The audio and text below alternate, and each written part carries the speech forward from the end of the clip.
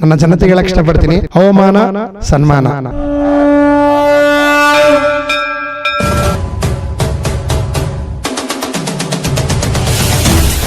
ನಾನು ಫುಟ್ಪಾತ್ ಒಬ್ಬ ಒಡೆ ಮಾಡ್ತಿದ್ದಂತ ಒಬ್ಬ ವ್ಯಕ್ತಿ. ನಾನು ತಟ್ಟೆ ಗುಂಡಿ ಕಾಸು ಹಾಕ್ಬಿಟ್ಟ ತಕ್ಷಣ ಒಳ್ಳೇದಾಗಲ್ಲ. ಭಕ್ತಿಯಿಂದ ಪ್ರಾರ್ಥನೆ ಮಾಡಿ ಖಂಡಿತಲ್ಲೂ ಒಳ್ಳೇದಾಗ್ತದೆ.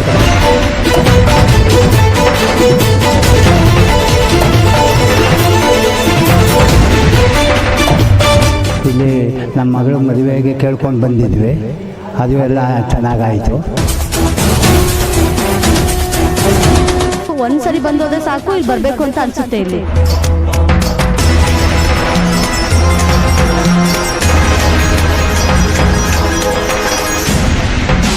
ಇಲ್ಲ ಸಾಲ ಸಾಲ ಸಾಲ, ಮನೆಯಲ್ಲಿ ನೆಮ್ಮದಿ ಇಲ್ಲ.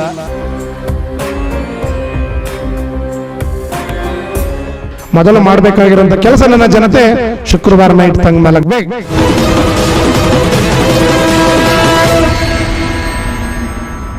TV4 ವಾಹಿನಿಯ ಎಲ್ಲ ವೀಕ್ಷಕರಿಗೂ ಕೂಡ ದೇಗುಲ ದರ್ಶನ ವಿಶೇಷ ಕಾರ್ಯಕ್ರಮಕ್ಕೆ ಆತ್ಮೀಯವಾದ ಸ್ವಾಗತ.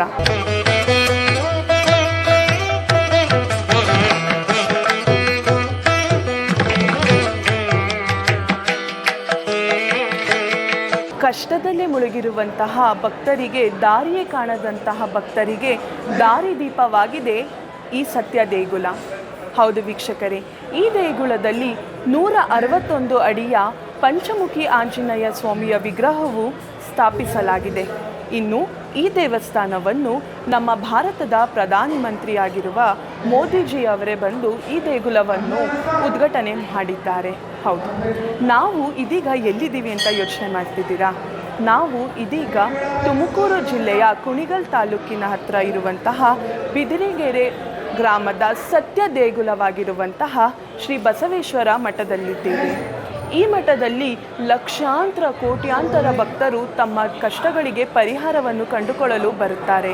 ಇನ್ನು ಈ ದೇವಸ್ಥಾನದ ಸಂಸ್ಥಾಪಕರು ಡಾಕ್ಟರ್ ಧನಂಜಯ್ ಗುರೂಜಿಯವರಾಗಿದ್ದಾರೆ. ಬನ್ನಿ ಈ ದೇಗುಲದ ವೈಶಿಷ್ಟ್ಯತೆಗಳನ್ನು ಇಲ್ಲಿ ಭಕ್ತರ ಬಳಿ ಕೇಳಿ ತಿಳಿದುಕೊಳ್ಳೋಣ. ನನ್ನ ಹೆಸರು ಶ್ವೇತಾ ಅಂತ. ನಾನು ಈಗ ಸುಮಾರು 1-2 ವರ್ಷದಿಂದ ಬರ್ತಾಯಿದ್ದೀವಿ. ನಾವು ಮುಂಚೆ ಎಲ್ಲ ನಮ್ಮ ಅತ್ತಿಯರೆಲ್ಲ ಬರ್ತಾಯಿದ್ರು. ಅವ್ರು ಬಂದು ಇಲ್ಲಿ ಒಳ್ಳೇದಾಗಿದ್ದಕ್ಕೇ ನಾವು ಬರಬೇಕು, ಒಂದು ಸರಿ ಬಂದೋದ್ರೆ ಸಾಕು, ಇಲ್ಲಿ ಬರಬೇಕು ಅಂತ ಅನಿಸುತ್ತೆ. ಇಲ್ಲಿ ಈ ನಿಧಿಗೆ ನಿಜವಾಗ್ಲೂ ಹೇಳ್ಬೇಕಂದ್ರೆ ಇದು ತುಂಬ ಸತ್ಯ ಇದೆ, ಹೇಳೋಕ್ಕೆ ಆಗಲ್ಲ, ಇಲ್ಲಿ ವರ್ಣಿಸೋಕ್ಕೆ ಆಗಲ್ಲ. ಇಲ್ಲಿ ಬಂದೋದ್ರೆ ತುಂಬ ಒಳ್ಳೆಯದಾಗುತ್ತೆ. ಇಲ್ಲಿ ಬಂದೋದ್ರೆ ದುಡ್ಡಿನ ಸಮಸ್ಯೆನೇ ಜಾಸ್ತಿ ಇತ್ತು ಮುಂಚೆ. ಇವಾಗ ಪರವಾಗಿಲ್ಲ, ನಮ್ಮದು ಇದ್ರದ್ದು ಎಗ್ರೆಸ್ ಅಂಗಡಿ ಇದೆ. ಇವಾಗ ಪರವಾಗಿಲ್ಲ, ಬಿಸ್ನೆಸ್ ಸ್ವಲ್ಪ ಚೆನ್ನಾಗಿ ನಡೀತಾ ಇದೆ. ಇಲ್ಲಿ ಬಂದು ಹೋದ್ಮೇಲೆ ಚೆನ್ನಾಗಿ ನಡೀತಾ ಇದೆ ಅಂತ ಹೇಳ್ಬೋದು. ನಾನಿಲ್ಲಿ ಇಡೀ ವಿಶ್ವದಲ್ಲೇ ಅಪರೂಪದ ಮೂರ್ತಿ ಕ್ಷೇತ್ರಕ್ಕೆ ಲಕ್ಷಗಟ್ಟಲೆ ಭಕ್ತಾದಿಗಳು ಆಗಮಿಸಿ ಆಶೀರ್ವಾದ ಪಡೆಯುತ್ತಿರುವ ಶ್ರೀ ಕ್ಷೇತ್ರವಿದು.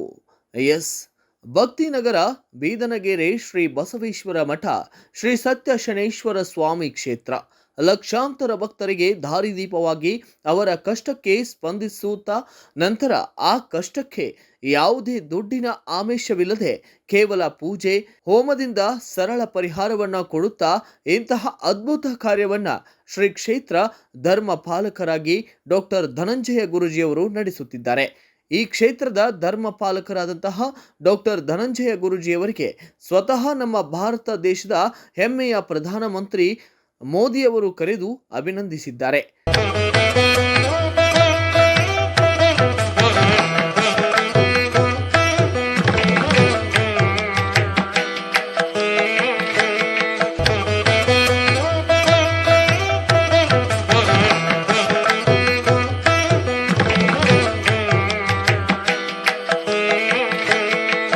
ಎರಡು 2018ನೇ ಇಸ್ವಿಯಿಂದ ಬರ್ತಾಯಿದ್ದೀವಿ.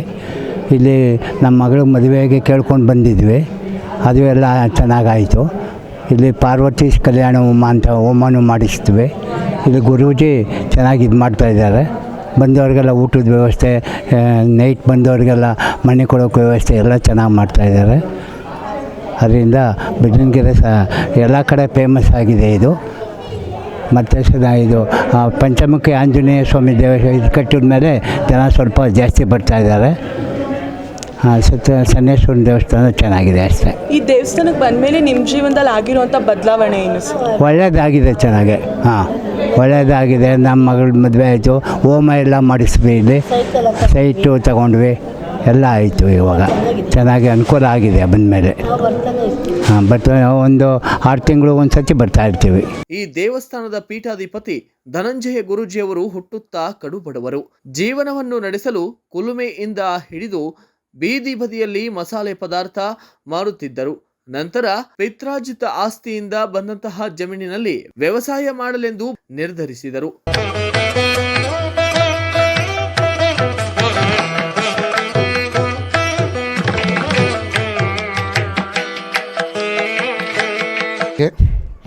ಬಸವೇಶ್ವರ ಮಹಾಸಂಸ್ಥಾನ ಮಠ 161 ಪಂಚಮುಖಿ ಆಂಜನೇಯನ ಪುಣ್ಯಕ್ಷೇತ್ರ TV4 ವಾಹಿನಿಯವರಿಗೆ ಹಾಗೂ ಸಿಬ್ಬಂದಿ ವರ್ಗದವರಿಗೆ ನನ್ನ ಮಠದ ಕಡೆಯಿಂದ ಹೃತ್ಪೂರ್ವಕ ಅಭಿನಂದನೆಗಳು. ಶರಣಾರ್ಥಿ. ಏನು ಪ್ರತಿ ವಾರ ದೇಗುಲ ಮಹಿಮೆ ಎಂಬುದಕ್ಕೋಸ್ಕರ TV4ನಲ್ಲಿ ವಾಹಿನಿಯಲ್ಲಿ ಪ್ರಸಾರವಾಯ್ತದೆ.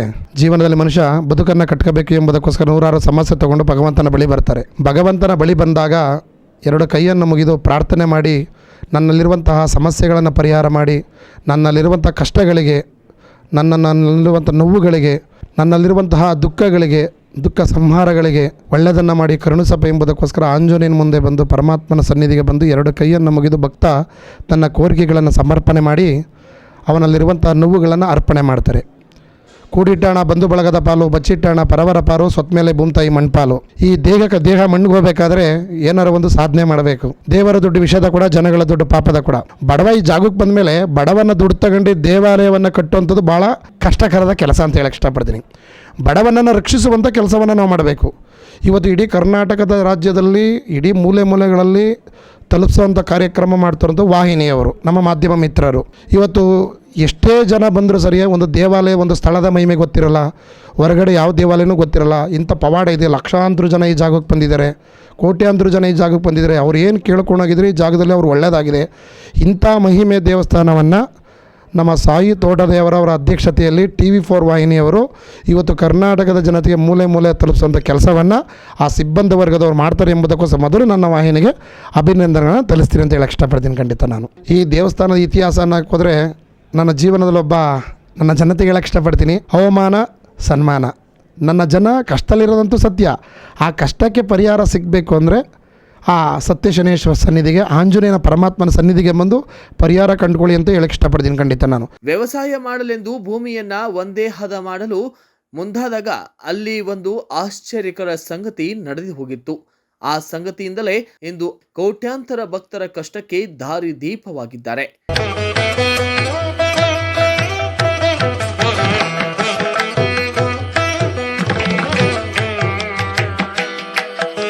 ಆಮೇಲೆ APMC ಅಧ್ಯಕ್ಷ ಕೂಡ ಆಗಿದೆ. ನಾನು APMC ಸದಸ್ಯನಿದ್ದೆ ನಾನು ಇಲ್ಲಿ ಬರೋಕ್ಕಿಂತ ಮುಂಚೆಗೆ.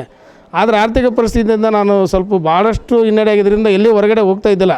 ಯಾಕಂದರೆ ಹೊರಗಡೆ ಹೋದೆ ಅಂತಂದರೆ ಯಾರಾದರೂ ಬರೀ ಸಾಲಗಾರ ಕೇಳಬೇಕು ನಮಗೆ, ಇಲ್ಲ ನಮಗೆ ದುಡ್ಡು ಕೊಟ್ಟಿಲ್ಲ, ನಮಗೆ ಇಂಟ್ರೆಸ್ಟ್ ಕೊಟ್ಟಿಲ್ಲ, ನೀವು ಕ್ಯಾಶ್ ಕೊಟ್ಟಿಲ್ಲ ಅಂತ. ಈ ಥರ ಒಂದು ಸಮಸ್ಯೆಗೆ ಈಡಾದಂತಾಗ ನಾವು ಇಲ್ಲಿ ಹೊರಗಡೆ ಅಡ್ಡಾಡ್ತಿದ್ದಿಲ್ಲ. ಇನ್ನೂ ಒಂದು 2 ವರ್ಷ ಅವಧಿ ಇತ್ತು ನಂದು APMC ಡೈರೆಕ್ಟ್ರಾಗಿ ಇದ್ದಿದ್ದು. ಒಳ್ಳೆ ಮತ್ತು ಒಂದೇನೋ ಇಲ್ಲಿ ಬಂದು ಹೋದ್ಮೇಲೆ ಶನೇಶ್ವರ ಪುಣ್ಯದಿಂದ ಒಂದು ಅವಕಾಶಗಳು ಸಿಕ್ತು. APMC ಪ್ರೆಸಿಡೆಂಟ್ ಅದೇ ಕುಷ್ಟಗಿದು. ಆ ಮೂಮೆಂಟಲ್ಲಿ ಏನೋ ಒಂದು ಮನೆ ಹಾಕ್ಸ್ಕೋಬೇಕಂತ ಒಂದು ತೀರ್ಮಾನ ಮಾಡಿದ್ವಿ. ಏನೋ ಮನೆ 1-1.5 ಕೋಟಿ ರೂಪಾಯಿ ಇವಾಗ ಮನೆ ಹಾಕ್ಸಿದ್ದೀವಿ. ಏನೋ ರಿಯಲ್ ಎಸ್ಟೇಟ್ ಬಿಸ್ನೆಸ್ ಮಾಡ್ತಾಯಿದ್ದೀವಿ. ಅದಕ್ಕೆ ನಾನು ಒಂದು ನಂಬಿರೋದೇನೆಂದರೆ, ಒಂದು ಶಕ್ತಿ ಪೀಠ, ಸತ್ಯ ಶನೇಶ್ವರ ಪೀಠ, ಶಕ್ತಿ ಪೀಠ, ಉದ್ಭವ ಬಸವಣ್ಣ, ಪಂಚಮುಖಿ ಆಂಜನೇಯ ಎಲ್ಲರೂ ಇಲ್ಲಿ ಇರೋದರಿಂದ ಇಲ್ಲಿ ಬರೋಂಥ ಭಕ್ತಾದಿಗಳಿಗೆ ಒಳ್ಳೆಯದಾಗುತ್ತೆ, ಖಂಡಿತವಾಗಿ ಒಳ್ಳೆಯದಾಗುತ್ತೆ. ಯಾಕಂದ್ರೆ ನಾನು ಕೇಳ್ಕೊಳೋದಿಷ್ಟೇ, ನನ್ನ ಥರ ಯಾರಿಗಾದ್ರೂ ತೊಂದರೆ ಇದ್ದರೆ, ಪ್ರಾಬ್ಲಮ್ ಇದ್ದರೆ, ಸಮಸ್ಯೆಗಳಿದ್ದರೆ ಇಲ್ಲಿಗೆ ಬನ್ನಿ. ಬಂದು ಆಧ್ಯಾತ್ಮಿಕ ಶಕ್ತಿಯಿಂದ ಆ ಭಗವಂತನ ಹತ್ರ ಬೇಡಿದರೆ ನನ್ನ ಥರ ನಿಮಗೂ ಕೂಡ ಒಳ್ಳೆಯದಾಗುತ್ತೆ. ಆ ಭಗವಂತ ಒಳ್ಳೇದು ಮಾಡ್ತಾನೆ ಅಂತಲೇ ನನಗೊಂದು ವಿಶ್ವಾಸ ಇದೆ. ನನಗಿಲ್ಲಿ ಬಂದ ಮೇಲೆ ಚೆನ್ನಾಗಾಗಿದೆ, ಎಲ್ಲರಿಗೂ ಕೂಡ ತುಂಬ ಒಳ್ಳೆಯದಾಗಲಿ. ಇಡೀ ನಮ್ಮ ಎಲ್ಲ ಇಲ್ಲಿ ಬರ್ತಕ್ಕಂಥ ಭಕ್ತರಿಗೆ ತುಂಬ ಆ ಭಗವಂತ ಎಲ್ಲ ಸದಾ ನಮ್ಮ ಬೆನ್ನಿದ್ದು ಕಾಯ್ತಾನೆ. ಪಿತ್ರಾರ್ಜಿತ ಆಸ್ತಿಗಾಗಿ ಗುರೂಜಿಗೆ ಬಂದಿದ್ದಂತಹ ಜಮೀನಿನಲ್ಲಿ ಒಂದು ಹುತ್ತ ಮೊದಲಿನಿಂದಲೂ ಬೆಳೆದಿತ್ತು. ಆದರೆ ವ್ಯವಸಾಯ ಮಾಡಬೇಕೆಂಬುದು ಆ ಹುತ್ತವನ್ನು ಹೊಡೆದು ಹಾಕಿ ಭೂಮಿಯನ್ನ ಒಂದು ಹದಕ್ಕೆ ಮಟ್ಟ ಮಾಡಿದ್ದರು. ಆದರೆ ಮಾರನೆಯ ದಿನ ಬೆಳಗ್ಗೆ ಎದ್ದು ನೋಡುವಷ್ಟರಲ್ಲಿಯೇ ಒಂದು ಆಶ್ಚರ್ಯಕಾರಿಯಾದಂತಹ ಸಂಗತಿ ನಡೆದು ಹೋಗಿತ್ತು. ಅದೇ ಹುತ್ತ ಮತ್ತೆ ಬೆಳೆದು ನಿಂತಿದ್ದು. ಇದಾದ ಬಳಿಕ ಗುರೂಜಿಯವರು 9 ವರ್ಷದಲ್ಲಿ ತಮ್ಮ 9 ಕುಟುಂಬದವರನ್ನ ಕಳೆದುಕೊಂಡಿದ್ದು. ಇಲ್ಲ, ನಂಗೆ ತುಂಬ ಸಮಸ್ಯೆ ಇರೋದ್ರ ಬಗ್ಗೆ ನಮ್ಮ ಮಗಳು ಇಲ್ಲಿ ಕೊಟ್ಟಿದ್ದೀವಿ, ಕರ್ಕೊಂಬಂದಿದ್ದಾಳೆ. ಅದನ್ನು ಕೇಳಿಸ್ಬೇಕು ಅಂದ್ಕೊಂಡಾಗಿ ಅದು ಮುಂದೆ ಏನಾಗುತ್ತೆ ಗೊತ್ತಿಲ್ಲಮ್ಮ. ನನಗೆ ಭಾಳ ಸಮಸ್ಯೆ ಇತ್ತು, ಸಮಸ್ಯೆಯಿಂದ ಒಳ್ಳೆ ಆಗುತ್ತೆ ಬಾರಮ್ಮ ಅಂತ ನಾವು ರಾಣೆಬೆನ್ನೂರಿಂದ ಬಂದಿದ್ದೀವಿ. ಅದನ್ನು ಒಳ್ಳೇದಾಗುತ್ತೆ ಅಂತ ಬಂದಿದ್ದೇವೆ. ಅವನದು ಇಚ್ಛೆ ಅಲ್ಲ ಕೈಯೋದು ಬಿಡೋದು, ಅವ್ನ ಕೈಯಾಗೈತಿ. ನಾನು ಒಳ್ಳೇದು ಮಾಡ್ತಾನೆ ಅಂತ ನಂಬಿಕೆಯಿಂದ ಬಂದಿದ್ದೇನೆ, ಒಳ್ಳೇದಾಗುತ್ತೆ. ನಾವು ಈ 3 ವಾರದಿಂದ ಬರ್ತಾಯಿದ್ದೀವಿ. ನಮ್ಮ ಅಪ್ಪ ಅವರೆಲ್ಲ ಅಲ್ಲೇ ಒಳ್ಳೆ ಇಂಟ್ರೆಸ್ಟಿಂದ ಬರ್ತಾಯಿದ್ದಾರೆ. ಈಗ ಬಂದ ಮೇಲಿಂದ ನಾವು ಅಂದ್ಕೊಂಡಿರೋದು ಆಗ್ತಾಯಿದೆ. ನಾವೇನು ಅಂದ್ಕೊಂಡಿರ್ತೀವಿ ಮನಸ್ಸಲ್ಲಿ ಎಲ್ಲ ಆಗುತ್ತೆ. ಬಸವಣ್ಣ ದೇವರು ಒಂದು ಇದು ಮಾಡಿಸ್ಕೊಂಡು ಅಲ್ಲಿ ಇದು ಮಾಡಿದ್ದು ಇಲ್ಲಿ ಅಭಿಷೇಕ ಮಾಡ್ಕೊಂಡು ಹೋಗಿ ಹೋಮ ಮಾಡಿಸಿದ್ದು ಮಾಡಿದ್ದು ಅಂದ್ಕೊಂಡಿದ್ದೆಲ್ಲ ಆಗ್ತಾಯಿದೆ, ಒಳ್ಳೆಯದಾಗಿದೆ ನಮಗೆ. ಇನ್ನು ಪಂಚಮುಖಿ ಆಂಜನೇಯ ಮೂರ್ತಿ ಬಹಳ ಅಪರೂಪವಾದದ್ದು. ಪಂಚಮುಖಿ ಆಂಜನೇಯ ಅವತಾರ ವಿಶೇಷವಾಗಿದೆ. ಈ ಮೂರ್ತಿ ಬರೋಬ್ಬರಿ 161 ಅಡಿ ಎತ್ತರವಿದ್ದು, ರಾಮಾಯಣದ ವಿಶೇಷ ಸಂದರ್ಭದಲ್ಲಿ ಹನುಮನ ಅವತಾರ ಇದಾಗಿದೆ. ಲೋಕ ಕಲ್ಯಾಣಕ್ಕಾಗಿ ಹನುಮ ಈ ಅವತಾರ ಎತ್ತಿದ್ದ ಎನ್ನುವ ಪ್ರತೀತಿ ಇದ್ದು, ಬೀದನಗೆರೆಯ ಶ್ರೀ ಕ್ಷೇತ್ರದಲ್ಲಿ ಆಗಿರುವಂತಹ ಅಭಿವೃದ್ಧಿ ಕಾರ್ಯಕ್ರಮ ನೋಡಿದರೆ ಕ್ಷೇತ್ರದ ಶಕ್ತಿ ಎದ್ದು ಕಾಣುತ್ತಿದೆ. ಇಲ್ಲಿಯ ಇನ್ನೊಂದು ವಿಶೇಷತೆ ಏನೆಂದರೆ, ಶನಿ ಸಿಂಗಾಪುರದಲ್ಲಿ ಇರುವಂತಹ ಶನೇಶ್ವರ ಸ್ವಾಮಿಯ ಮೂರ್ತಿಯಂತೆ ಇಲ್ಲಿಯೂ ಕೂಡ ಮಹಾರಾಷ್ಟ್ರದಿಂದಲೇ ತರುಹಿಸಿ ಶನೇಶ್ವರ ಸ್ವಾಮಿಯ ಪ್ರತಿಮೆಯನ್ನು ಸ್ಥಾಪಿಸಿದ್ದಾರೆ. ಇಲ್ಲಿಯೂ ಕೂಡ ಶನೇಶ್ವರ ಸ್ವಾಮಿಗೆ ಎಣ್ಣೆಯ ಅಭಿಷೇಕವನ್ನ ಮಾಡಲಾಗುತ್ತದೆ.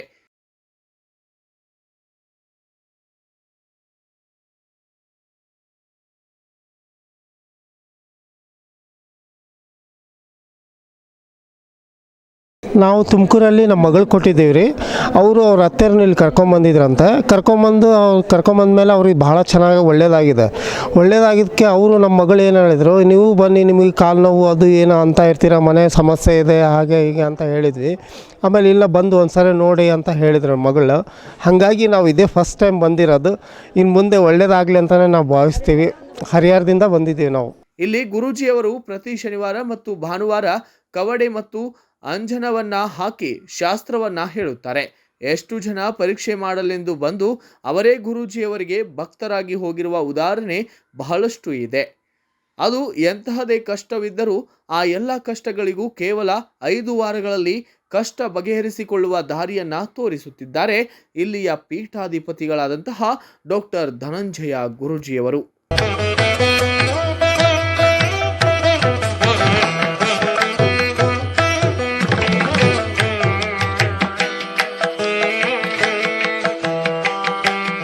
ನಾನು ಮಾಧ್ಯಮದಲ್ಲಿ ಕೂತ್ಕೊಂಡು ಪ್ರಚಾರ ಮಾಡಿಬಿಟ್ಟು ಜನ ಕರೆಯೋಕ್ಕೋಸ್ಕರ ಖಂಡಿತ ಮಾಡ್ತಾಯಿಲ್ಲ. ನಾನು ಅರ್ಥ ಆಯ್ತಾ? ಖಂಡಿತ ಮಾಡ್ತಾಯಿಲ್ಲ.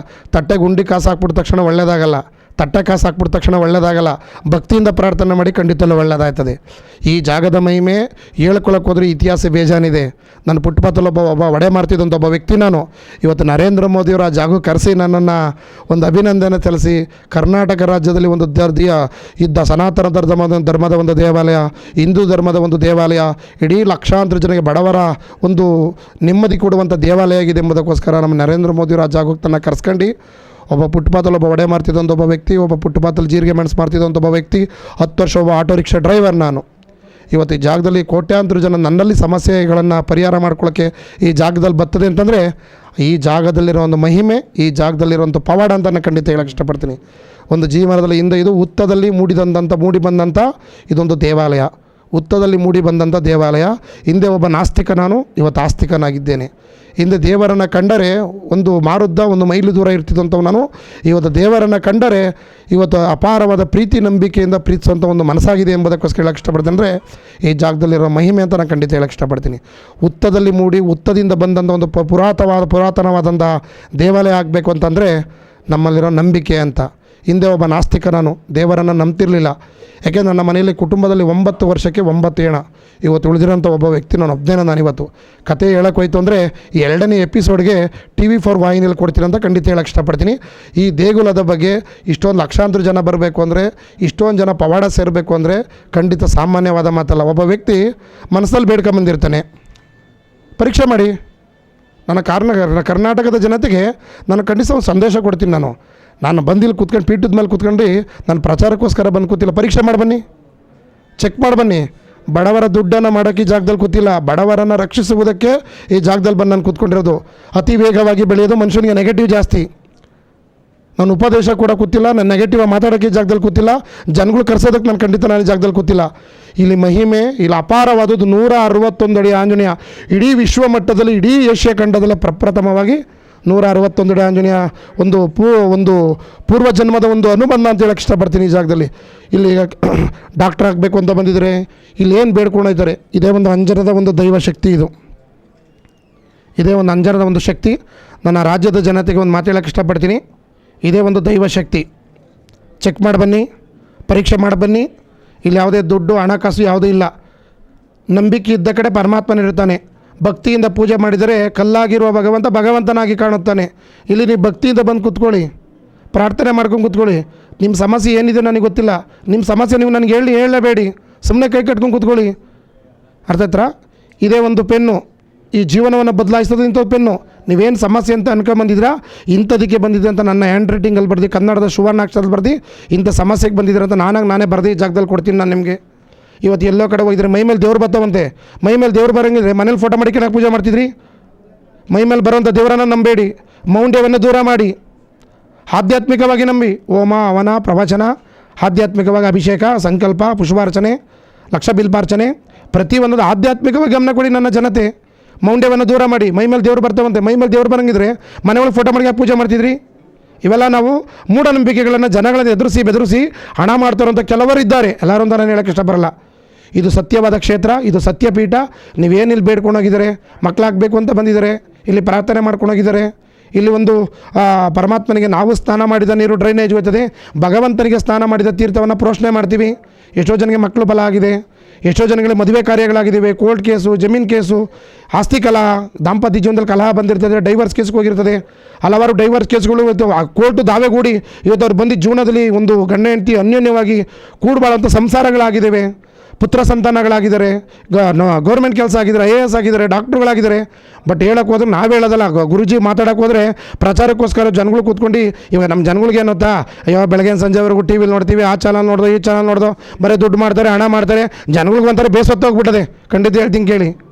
ನೋಡಿ ತಿರುಗಿ ನನ್ನ ಜನಗಳು ದುಡ್ಡೇ ಕಾಸ್ಕಾರ ಆಗಿರೋದು. ನಮ್ದಂತೂ ಖರ್ಚಾಗಿಲ್ಲ, ಸ್ವಾಮಿಗಳು ಖರ್ಚಾಗೋದು ದುಡ್ಡು, ಜನಗಳದೇ ಖರ್ಚಾಗೋದಲ್ಲಿ. ಖಂಡಿತ ಹೇಳ್ತೀನಿ ಕೇಳಿ. ಯಾಕೆ ಅಂದರೆ ಒಬ್ಬ ವ್ಯಕ್ತಿ ಬಂದ ಕಡೆ ಜೀವನದಲ್ಲಿ ಧೈರ್ಯ ತುಂಬಂಥ ಕೆಲಸ ಮಾಡಬೇಕು. ಮಠಾಧಿಪತಿಗಳಲ್ಲಿ ಸ್ವಾಮೀಜಿಗಳು ಅವರು ಧೈರ್ಯ ತುಂಬಂಥ ಕೆಲಸ ಮಾಡಬೇಕು, ಅವ್ರಿಗೆ ಶಕ್ತಿ ಬರೋಂಥ ಕೆಲಸ ಮಾಡಬೇಕು. ಇಂಥ ಒಳ್ಳೆ ದಾರಿ ಹೋಗಪ್ಪ, ಇಂಥ ಒಳ್ಳೆ ದಾರಿ ಸಿಗ್ತದೆ, ಭಗವಂತ ನಂಬು, ಇಲ್ಲೊಂದು ಪೂಜೆ ಮಾಡಿಸು, ಒಂದು ಸಂಕಲ್ಪ ಮಾಡಿಸು, ತೀರ್ಥ ಸ್ನಾನ ಮಾಡು, ಶುಕ್ರವಾರ ನೈಟ್ ಇಲ್ಲಿ ತಂದು ಮಲಗಬೇಕು. ಇದು ಪ್ರಾಮಾಣಿಕವಾದಂಥ ದೇವಾಲಯ. 365 ದಿನ ಮನೇಲಿ ಮಲಗ್ತೀವಿ. ಈ ಜಾಗದಲ್ಲಿ ಶುಕ್ರವಾರ ನೈಟ್ ತಂದು ಮಲಗ್ತು ಅಂದರೆ ಜೀವನವೇ ಬದಲಾಯ್ತದೆ. ಒಬ್ಬ ಒಡೆ ಮಾಡ್ತಿದ್ದಂಥ ಒಬ್ಬ ವ್ಯಕ್ತಿ ಇವತ್ತು ಲಕ್ಷಾಂತರ ಜನಕ್ಕೆ ಅನ್ನ ಹಾಕುವಂಥ ಒಬ್ಬ ಮಗ ಆಗಬೇಕು ಅಂದರೆ ಈ ಜಾಗದಲ್ಲಿ ಶುಕ್ರವಾರ ನೈಟ್ ತಂದು ಮಲಗಬೇಕು. ಅದೊಂದು ಪವಾಡ. ಯಾಕೆ ತಂದು ಮಲಗಪ್ಪ ಅಂತ ಹೇಳ್ತೀನಿ ಅಂತಂದರೆ 1365 ಮೀಟರ್ ಆಂಜನೇಯ ನೆರಳು ಪ್ರತ್ಯಕ್ಷವಾಗಿ ಬೀಳ್ತದೆ. 1665 ಮೀಟರ್ ಆಂಜನೇಯ ನೆರಳು ಪ್ರತ್ಯಕ್ಷವಾಗಿ ಬೀಳ್ತದೆ. ಈ ಜಾಗದಲ್ಲಿ ಶುಕ್ರವಾರ ನೈಟು ತಂದು ಮಲಗ್ತು ಅಂದರೆ ಆ ಪರಮಾತ್ಮನ ನೆರಳು ನಮ್ಮ ದೇಹದ ಮೇಲೆ ಪ್ರಜ್ವಲವಾಗಿ ಬೀಳ್ತದೆ. ನಮ್ಮ ದೇಹದಲ್ಲಿರುವಂತಹ ಉದ್ವಿಗ್ನ ಆಯ್ತದೆ, ಗ್ರಹಗಳು ದೂರ ಆಯ್ತವೆ, ತಂತ್ರಪಾದಗಳು ದೂರ ಆಯ್ತವೆ, ಮಂತ್ರಪಾದಗಳು ದೂರ ಆಯ್ತವೆ, ಮನೆಯಲ್ಲಿ ನೆಮ್ಮದಿ ಸಿಗ್ತದೆ. ಎಷ್ಟೋ ಜನ ಪ್ಯಾರಲೈಸ್ ಆಗಿರ್ತಾರೆ, ಸ್ಟ್ರೋಕ್ ಹೊಡೆದಿರ್ತದೆ, ಅವ್ರ ನೇತ್ರಗಳು ಕಾಣಲ್ಲ, ಮಕ್ಕಳುಗಳು ಚೆನ್ನಾಗಿ ಓದಿರಲ್ಲ, ಗಂಡ ಕುಡ್ತೆಗೆ ಬಲಿಯಾಗಿರ್ತಾರೆ. ಈ ಜಾಗದಲ್ಲಿ ಶುಕ್ರವಾರ ನೈಟು ತಂದು ಮಲಗ್ತು ಅಂದರೆ ನಮ್ಮದು ಆಧ್ಯಾತ್ಮಿಕ ಕ್ಷೇತ್ರ. ಖಂಡಿತ ಹೇಳ್ತೀನಿ ಕೇಳಿ. ಉಂಡಿಗೆ ₹1,00,000 ಕೊಟ್ಟರು ಒಳ್ಳೇದಾಗ್ಬಿಡಲ್ಲ. ದೇವಸ್ಥಾನಕ್ಕೆ ಚಿನ್ನ ಬೆಳ್ಳಿ ಕೊಡ್ತೀನಿ ಅಂತ ಹೇಳ್ತೀರಾ, ದೇವರನ್ನ ದರ್ಶನ ಅದನ್ನು ಆಭರಣಗಳನ್ನು ಧರಿಸ್ಕೊತದ. ₹500 ಬೆಳಿತಾನೆ, ಗಟ್ಟಿ ಮಾಡಿಬಿಟ್ಟು ಲಾಕರ್ ತೊಗೊಂಡೋಗ್ಬಿಟ್ಟು ಅವನು ಉದ್ಧಾರ ಆಯ್ತಾನೆ. ನಾವು ಯಾವತ್ತು ಹಿಂದೆ ಮಾತಾಡೋವನ ಅಜ್ಞಾನಿ, ನೇರವಾಗಿ ಮಾತಾಡೋವನ ಜ್ಞಾನಿ. ಮಾಧ್ಯಮ ಸಿಕ್ಕದೆ ಎಂಬುದಕ್ಕೋಸ್ಕರ ಮೈಕ್ ಹಿಡ್ದದೆ ಎಂಬುದಕ್ಕೋಸ್ಕರ ಮೈಕನ್ನು ಪ್ರಚಾರಕ್ಕೋಸ್ಕರ ಹಿಡ್ಕೋಬಾರ್ದು, ಜನಗಳಿಗೆ ಒಳ್ಳೆಯದಾಗದೆ ಎಂಬುದಕ್ಕೋಸ್ಕರ ಮೈಕನ್ನು ಹಿಡ್ಕೋಬೇಕು ಅಂತ ನನ್ನ ಜನತೆಗೆ ಇಷ್ಟಪಡ್ತೀನಿ. ಖಂಡಿತ ನಾನು. ಯಾಕೆಂದರೆ ಮನುಷ್ಯ ಯಾವತ್ತೂ ಹೃದಯದಿಂದ ನೇರವಾಗಿ ಮಾತಾಡಬೇಕು. ಜನಗಳಿಗೆ ನಂಬಿಕೆ ಬರೋಂಥ ಕೆಲಸವನ್ನು ನಾವು ಮಾಡಬೇಕಿಲ್ಲಿ, ಅದಕ್ಕೋಸ್ಕರ ನೇರವಾಗಿ ಮಾತಾಡ್ತಾ ಇರೋದು. 100%ಅಲ್ಲಿ ನನಗೆ 40% ಪಾಸಿಟಿವ್ ಆಗಿ ತೊಗೊಳ್ಳಿ, 60% ತೊಗೊಳ್ಳೋದೇ ಬೇಡ. ಅವ್ರಿಗೆ ಅವ್ರಿಗೆ ಗೊತ್ತಾಯ್ತದೆ ಈ ಜಾಗದ ಮಹಿಮೆ ಏನು ಅಂತ. ಸತ್ಯನ ಸುಳ್ಳ? ಹಲವಾರು ಈ ವಾಹಿನಿಯವರು, TV4 ವಾಹಿನಿಯವರು ಒಳ್ಳೆಯದಾಗಿರೋ ಈ ಜಾಗಕ್ಕೆ ಬಂದಿದ್ದಾರೆ, ಸಿಬ್ಬಂದಿ ವರ್ಗದವರು ಬಂದಿದ್ದಾರೆ. ಸತ್ಯನ ಸುಳ್ಳ? ಅವ್ರು ಒಳ್ಳೆಯದಾಗಿರೋದಕ್ಕೆ ಇವತ್ತು ಬಂದಿವತ್ತು ಕರ್ನಾಟಕ ರಾಜ್ಯಕ್ಕೆ ಇದು ನನ್ನ ದೇವಾಲಯ, ಇದು ನನ್ನ ಮಠ, ನನ್ನ ದೇವರು, ಇದು ನನ್ನ ಮನೆ, ಇದು ನನ್ನ ಸಂಸ್ಥಾನ ಎಂಬುದಕ್ಕೋಸ್ಕರ TV4 ವಾಹಿನಿಯವರು ಇಡೀ ರಾಜ್ಯಕ್ಕೆ ಒಂದು ತಲುಪಿಸುವಂಥ ಕೆಲಸ ಮಾಡ್ತಾಯಿದ್ದಾರೆ. ಇನ್ನು ಈ ವಾಹಿನಿ ಸ್ಕಾಟ್ಲೆಂಡ್ ಚಾನಲ್ ಆಗಲಿ, ಇನ್ನು ರಾಜ್ಯದ ಮೂಲೆ ಅಂತಾರಾಷ್ಟ್ರೀಯ ಮಟ್ಟಕ್ಕೆ ಬೆಳೀಲಿ ಅಂತ ನಾನು ಹೃದಯಪೂರ್ವಕವಾಗಿ ಸ್ವಾಗತ ಮಾಡ್ತೀನಿ ಅಂತ ಖಂಡಿತ ಹೇಳಕ್ಕೆ ಇಷ್ಟಪಡ್ತೀನಿ ನಾನು. ನೋಡಿದ್ರಲ್ಲ ವೀಕ್ಷಕರೇ, ಇಂದಿನ ದೇಗುಲ ದರ್ಶನ ಕಾರ್ಯಕ್ರಮದಲ್ಲಿ ಈ ಕ್ಷೇತ್ರದ ದಿವ್ಯ ಪವಾಡಗಳನ್ನು ಮತ್ತಷ್ಟು ಶಕ್ತಿಪೀಠಗಳೊಂದಿಗೆ ಮತ್ತೆ ಭೇಟಿಯಾಗ್ತೀನಿ. ಅಲ್ಲಿವರೆಗೂ ನೋಡ್ತಾ ಇರಿ TV4 ವಾಹಿನಿಯನ್ನು.